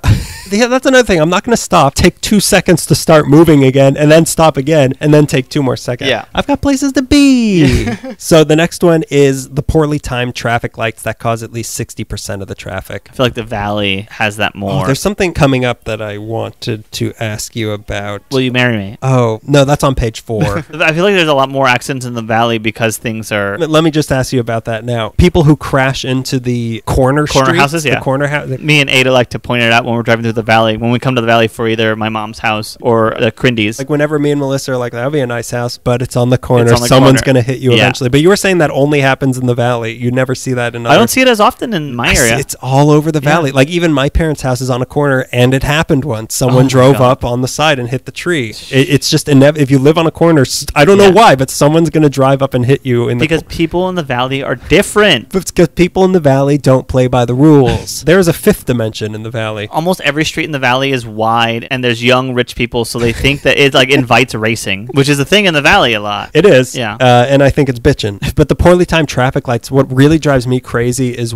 sometimes when you're driving, but also when we're walking and trying to jaywalk, which is completely legal. Yeah. When the lights are timed out so that, okay, this side is clear, but on the other side, there's still cars coming. And then, okay, this side is clear and there's one car that's still almost coming. Okay, it finally passed. Now this side has cars coming. That drives me insane. It's pretty stupid. It's people who for some reason drive really slow and also poorly timed traffic lights. People passing on the right side on the freeways and hanging out in the left lane instead of using it as a passing lane. It's the same person we're talking about. We can all picture the car. But yeah, just like weaving in and out of traffic, just doing whatever they want to do. People who drive trucks. Trucks, but also expensive cars. You're right. Yeah, also expensive cars with fins. Here's one. Culver City is just clowny at times. I believe there is still a corner of National and National, and Washington Boulevard goes in these weird directions. I get lost every single time I go to Culver City.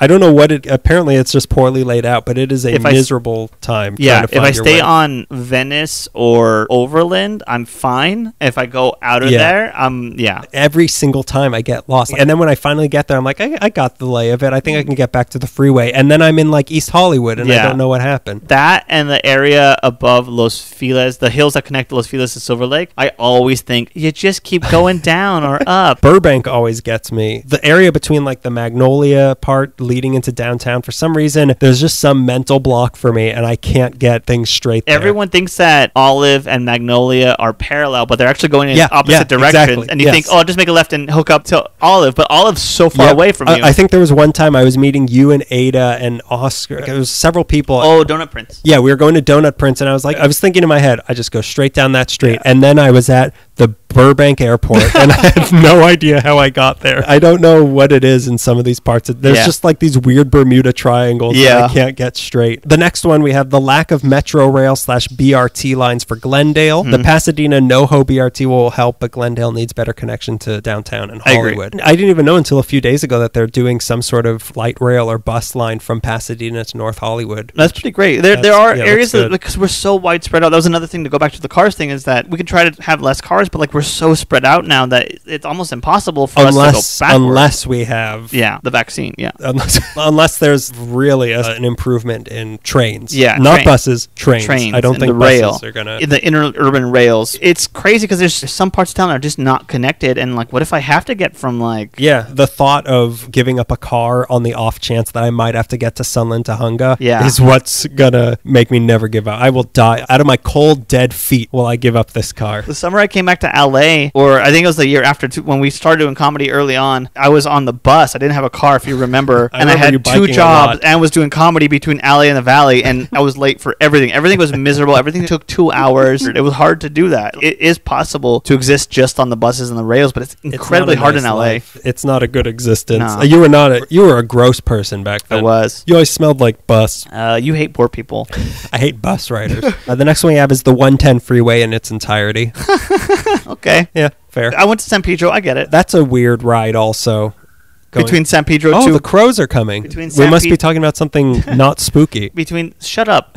It is spooky. Well, also, to go back to that, we have a clear distinction between spooky being supernatural and just eerie. Eerie. Not spooky. Eerie and spooky are the same thing. Spooky is supernatural, or things that verge on supernatural, like a skeleton I hit hand. the ceiling right here if it wasn't for people living right above me dancing all the time. If it weren't for these notoriously thin floors, I would punch right through. Spooky is eerie. Not supernatural, eerie. It's not a ghost. The word spooky for me, obviously, I think of Casper immediately, and I think of ghosts and skeletons. So that if you said eerie, yes, I would be completely behind you. But the fact that you use that word, the holy word. No, spooky to me is the idea of something being haunted, but not actual ghosts and skeletons and stuff. Spooky is like fog. Shtick to disagree.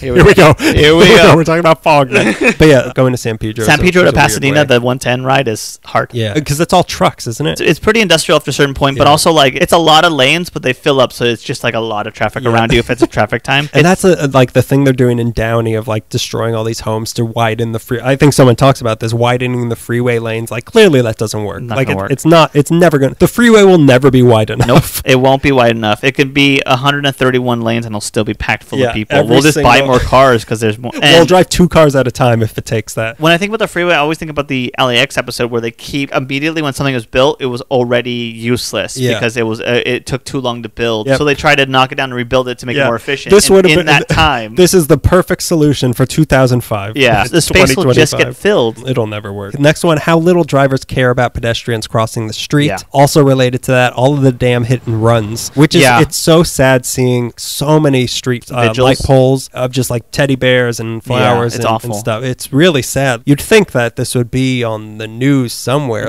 But there's so many. For every one that's on the news, there's apparently like 10 more of someone just getting. I remember Zalza by CSUN was the spot where like I felt like people were always getting hit by cars going between trying to like get to cars that parked across the street and just getting whacked. Also, I was about to say, and why do they keep getting hit against light poles? But I guess they didn't necessarily die on the light. You're not going to put a vigil in the middle of the street. Exactly. Yeah. It's weird because I just had to talk it through. Thank you. It's fine. I do that all the time. And I'm like, oh, I'm an idiot, but please let me finish the sentence because I have to. Please don't put this on a podcast. It's weird when you're in Vegas because it's the other way around where I feel like pedestrians don't respect cars. Yeah. And we're just like... because they're drunk. I wouldn't know, but I assume it's because they have coronavirus. Cars are king here. Let's get to... And I wouldn't have it any other way. I'll do these next 4 together because they're all kind of related and sad. The sad reality of the homeless crisis, the segregation and disparity of income. You will see the richest of the rich in certain areas and homeless in others, but these two groups will never interact. The littering. Most of LA is ugly, crumbling infrastructure and trash everywhere. I don't think it's that dirty, to be quite honest. I mean, there's depends where you're going. I think industrial parts are pretty... I think this one part of downtown, some people call it Skid Row. I think it's pretty clean there. I don't think Los Angeles is that dirty of a city. It's so widespread and there's so many different faces. Yeah. Trash can hide anywhere. Yeah, there are industrial parts of town that are kind of... You can't have a clean industrial part of town. Like, it's going to be kind of dirty. But speaking of like trash on the street, like I don't see that much trash on the street. Also depends where you are. Yeah, I pick it up whenever I see it, so I don't really see it. I'm a good human. I don't like to pick on the unhoused people because like why would you pick on people with no options? Yeah, where are they going to put it? The city is supposedly trying to work on getting them off the streets and helping them out and trying to get their lives back. Allegedly. But like I said about the cars on you expanding lanes, it's just going to fill space up. Like it's again, put a Band-Aid on a bullet wound. Yeah. You need to get to the root of the problem Yeah. here, not just bigger freeways, more housing. Yeah. Well, I guess more housing could more be the housing. answer. Yeah, but also mental health help that Yeah. is free and accessible to those people. I always hear that homeless people in LA, it's different than the rest of any other city. I don't know if that's true or not. don't know. I don't travel a lot, but like I think that Well, there's so many people here that are fully employed and are homeless. that's so another it's a weird terrifying thing. thought. I mean, Imagine. any homeless situation's not a good thought. No, but But like, that you can have that you have to clock in and then it's- go to your car and sleep. it's almost more comforting for people to think like, well, that guy is mentally ill and he has a drug problem or whatever. But this person is you. He's working 40 hours a week or more, and he lives right there. Terrifying that Yeah. thinking you have a job Is it'll the protect answer, you. yeah. Yeah, and it clearly won't. Now that stuff's over with, not sure if this is unique to LA, but bumping car stereos are annoying as beep, especially Yeah. when they're in residential areas, and most especially when it's before noon. Don't get me started on subwoofers. You know how I feel. You don't like anyone having a good time. Yeah, a good time.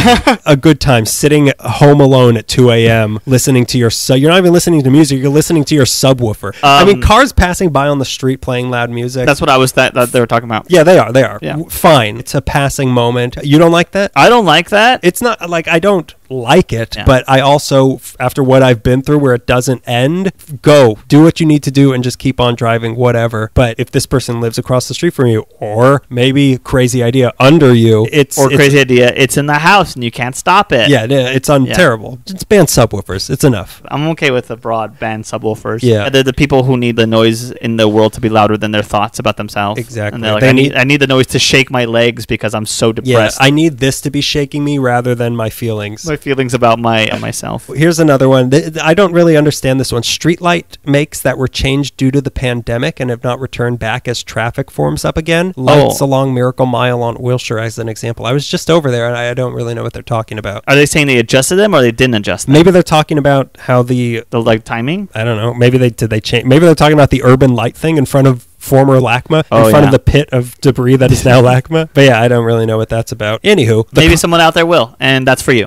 and this is your podcast now. The constant construction on every freeway. Yeah. It is weird that it feels like everything is constantly under construction and nothing is ever done. Yeah. How could it take you that long to do whatever it is you're doing on this freeway? Whatever they're doing next to the 5 by the Burbank Boulevard exit is like, how long have you been working on I think this? it's been like 9 years. Yeah. And they have a giant hole to show for it. It's a pretty good hole. No one's putting the hole down. Who hasn't gone there just to look at the hole? But I think what I is talked about this on a podcast before where I'm like, they'll be doing construction during the day. I'm like, how about you do this at 3 in the morning? And then I leave comedy and the podcast at 3 in the morning and Every there's traffic freeway at 3 in the on-ramp is morning. closed. And I'm freaking out. Why don't you do this during rush hour when I'm not working? I want to add to that when they don't tell you that your exit's closed until you get to the exit. I hate that. Yeah. One of my favorite things is outrunning the car that's slowly dropping cones. Oh, yeah. Leading towards my exit and cutting Sayonara, them sucker. Yeah. See you in Cone Land. Okay, so the next one, merging onto the 10 East Freeway from the Bundy Drive on-ramp. I don't have too much experience with I'm this. trying to remember the Bundy Drive. I know it's by the Is this airport. something I O.J. know Simpson that related? The West Side Gonzaleses live there. Oh, no. Off of Bundy. I'm trying to remember having to get. Are they saying get onto the freeway or get off the freeway? On-ramp. I bet it's bad. I'm going to take your word for it. I bet it's bad. Yeah. Nameless Reddit Nameless Reddit poster. person, I take yeah. your word for it. Fireworks. It's October. Yeah, during a pandemic. I get that, like, the veterans, and it is horrible for dogs, Yeah. but I really like fireworks. You do. I love seeing, like, on the 4th of July, even though it burst a hole through the ozone layer, seeing all those fireworks was so great. And I will say that as I'm being drowned by the Pacific Ocean in 2 years from Good. I'm glad. global warming. We'll come looking for you. But like I said, I'm not a veteran. I don't own a veteran, and I don't own a dog. For me personally, it's not a big problem. These new guys just moved into the neighborhood on the corner, and it was like maybe the third day I had the dog, so it was like a month ago, and they were setting fireworks off. Yeah. And they're just like, woo, woo! And I wanted... The dog was making the same noise, but out of fear. I think it was the first time a dog heard fireworks, and at first he wasn't scared. He was like, what? Is this a thing that happens every day? But First, I wasn't afraid. Now I'm petrified. I want those guys to get hurt. If it's leading up to a holiday, okay. Yeah, I guess like if it's October, like, come on, it's enough. Okay, next one. When you're trying to pull onto the street and you can't see any incoming traffic because a row of cars are parked on the side blocking your view, and you have to practically inch all the way into the street just to see if it's safe to go and hope for the best. Creeping, yeah. Yeah, when you come out of a driveway onto a heavily populated street where cars speed and you're right in the middle. It's and bad. You know what's really the worst is when, because they have those red zones so that sort of thing won't happen. But what's horrible is when there's like a fire truck parked in that red zone and they're still like, you're going to need another one because I'm about to need another fire truck. Next one, unpopular opinion, the toxic tipping culture. It is not the responsibility of the consumer to supplement the lack of wages for waiters. That is the restaurant's responsibility. And then if you don't tip, you are ostracized and get beep service. I will say that this person went on to say they do tip, but I agree that it shouldn't be, waiters should be paid more. Yeah. It's better for everybody. Are you going to lead the charge to make sure they get paid more? Yeah, of course I am. Because if you're going to complain about over tipping or tipping and you're not going to lead the charge to make sure they get more money from their employer, you know who should be paying you more is your employer. Think about that when I don't tip you. If you're going to use this as an excuse to say I'm not tipping because someone else should pay you, you're a horrible person. Yeah. But yeah, I think that it should be, waiters should be paid more. It should all be one built-in price. Yeah, for sure. I can make my entire life built out of shoulds. Yeah. You can't build a house out of shoulds, but you can build a house out of shticks. The next one, what is up with the service fees places started charging on top of the bill? I might have been to like one place that has done this sort of thing. I don't know too much about that. I don't go out anymore. So. Yeah. I haven't gone out in a year. I don't go to the sort of places that have bills. Valet parking and strip malls. I just want to get my Thai food in peace. That is insane. Say it again. Valet parking in strip malls. Oh my God. You're going to make me park down the street? It's ridiculous. Yeah. Any way that anything can make money in Los Angeles, they're going to take every it. square inch. Yeah, it's not surprising. But yeah, it's the sudden valet and then the people in the bathroom who hand you hand towels who need to be tipped. Leave me alone. I have so much anxiety because I'm like, dude, I don't have cash. Yeah. And can I Venmo you? After you just listen to what I just did, I have to then pay you for it? Yeah. You're welcome. Yes, I pee gracefully. Yes, I'm an opera singer when I poo. You're welcome. You're welcome. You got to watch me snort a bunch of blow.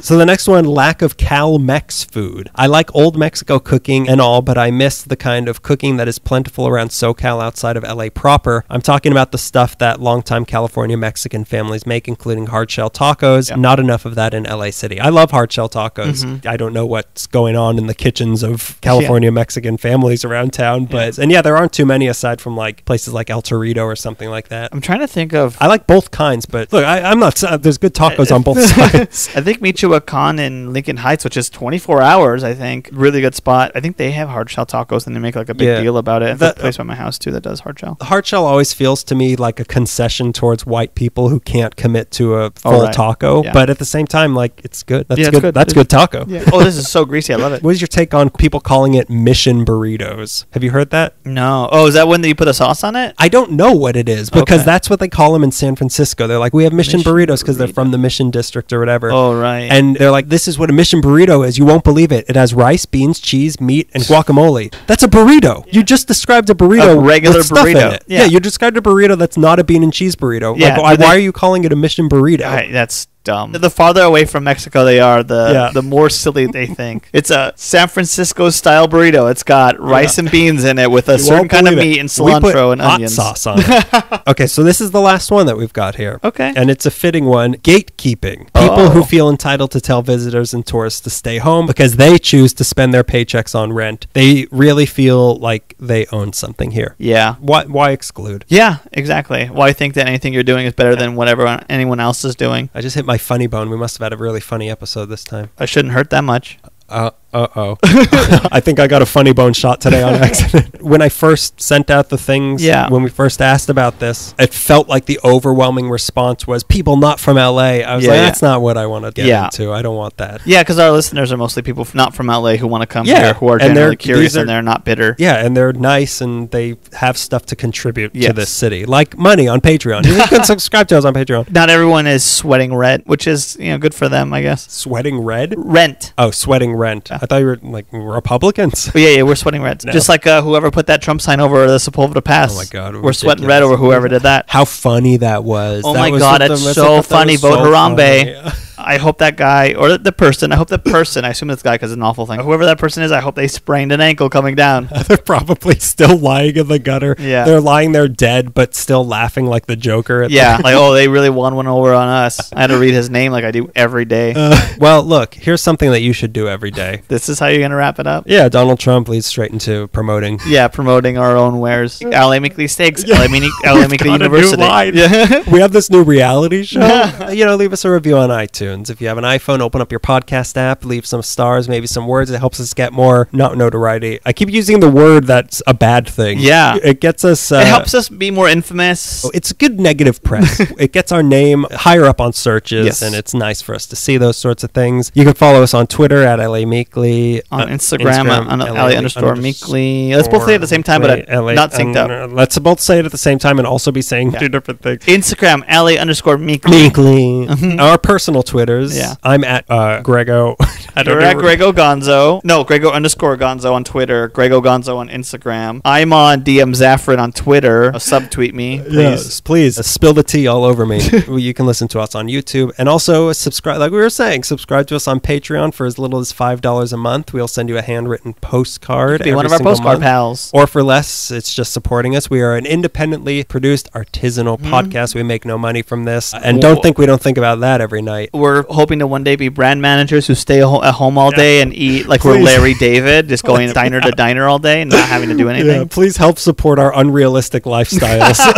So what are your thoughts on this? Are you peeved? Well, I would have liked to say it before we did the promotions for ourselves. A little bit like a wrap up, like a natural wrap up, and then say all the stuff they could find us. What's more natural than going straight into plugs through a clumsy Donald Trump reference? Everything people said, I absolutely agree with everything. The city is very annoying. A lot of car related stuff. But hey, we love it. Yeah, everything is car related. Yeah. Car related, rent related. Hey, well, this is where we live. Hey, love it or leave it. Don't tread on me. Vote Harambe. Oh yeah, and hey, it's November 1st. Hopefully in a few days, the world will be better. The world will be less awful. Or in a few days, see you on the front lines. Yeah, I'll see you in the trenches. Yeah, please teach me how to use a gun. I would love it to have a president that I don't have to worry about every day. What do I have to hear about now? I would love to have a president that I'm not trying to look up the medical records from Walter Reed Hospital every single. Aside from that, hopefully things will go better and we can have a nice Thanksgiving. Yeah. Nowhere near our families. Yes. Turkey slices bought from a package at Vaughn's. Everyone have fun eating prepackaged Oscar Mayer turkey for this Thanksgiving. Oh my God. The worst year. This has been the worst year. This has been the worst year of LA Weekly. Since 2013. What was it again? That was the last shtick. Yeah, which is not nearly as funny as this has been the worst year since 2013. And that has been the worst catchphrase of LA Weekly since 2013. Please,